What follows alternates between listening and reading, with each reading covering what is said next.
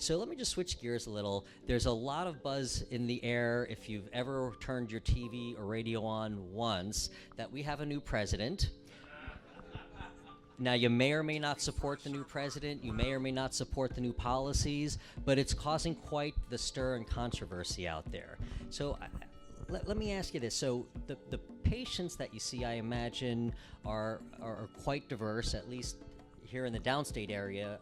We all live in an unbelievably diverse population, which I certainly, and I think most of us here in this room, are very proud of.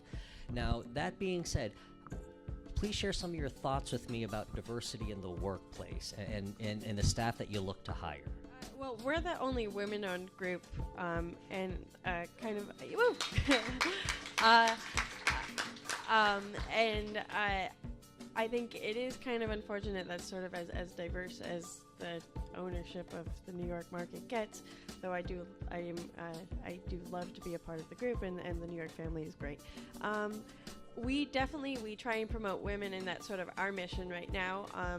Just in terms of operations, we're 50% women as a whole. We are 80% women in management for our company, and that's sort of been a mission of ours.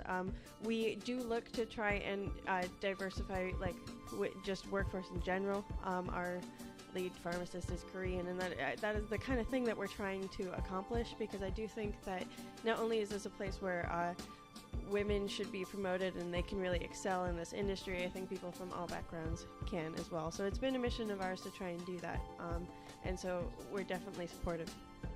I just want to share for a moment. Last week, or within the last week, a very controversial issue had arose in the cannabis industry. In Massachusetts, the state was proposing a change in their regulation, which would now allow people with a prior drug felony conviction to now be allowed to work in the cannabis industry.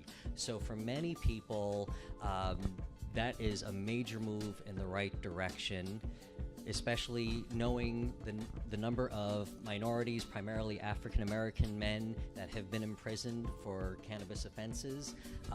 And essentially, yes, those cannabis offenses were doing something that was illegal. But what we know today about cannabis, and whether you believe in it or not, should it be Scheduled 1, should it not, but the severity of their offenses may not have been so severe after all, with some serious repercussions to their lives. Now, the controversial part of this is there's a company in Boston or in Massachusetts called Patriot Care, and the CEO of Patriot Care lobbied against that change to allow people with prior drug felony convictions to be allowed to work in the workplace. Now, I don't mean to put you on the spot, Tricia, but I'm going to direct this question to you. So my understanding is that Patriot Care is the sibling company of Columbia Care with the same parent company. So can you share some thoughts with me about Columbia Care's position on this controversial issue? As a company,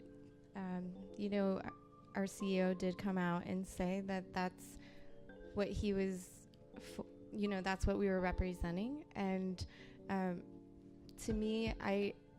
for me personally, I'm a pharmacist. I've always worked in a pharmacy with controlled substances, and this has never been an issue in my professional life. I've never been posed this type of question of whether I would hire somebody that had a previous drug conviction, because you just wouldn't. You aren't allowed in a pharmacy. You're not allowed in a bank or a government position. So I think that they're really just sticking with the medical model in terms of really priding themselves as a medical company and abiding by what they believe in.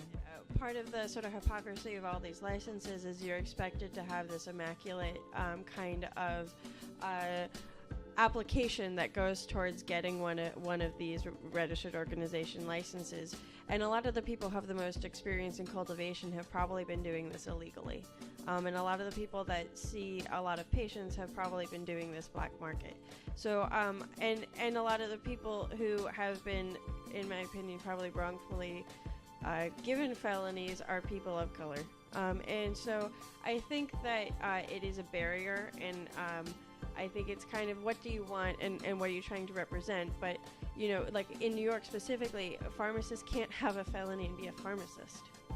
So that's a barrier right there. Even if they had that law, you know, there wouldn't be a pharmacist in New York that qualifies because they wouldn't be a pharmacist. So I think it's a difficult topic, and I think that might be a step in the right direction. I think really promoting diversity at the state level in issuing these licenses and providing more funding to minority groups to get these licenses, I think has been an issue, and I think that's sort of a better step to promote diversity in the cannabis space.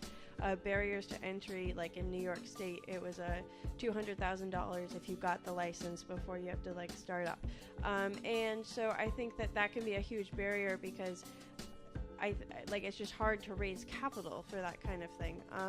And in Maryland, there's a huge lawsuit that only white people got licenses, no minority groups did. And so I think that at a state level, when they try to issue these licenses, trying to promote diversity is really the right step to take.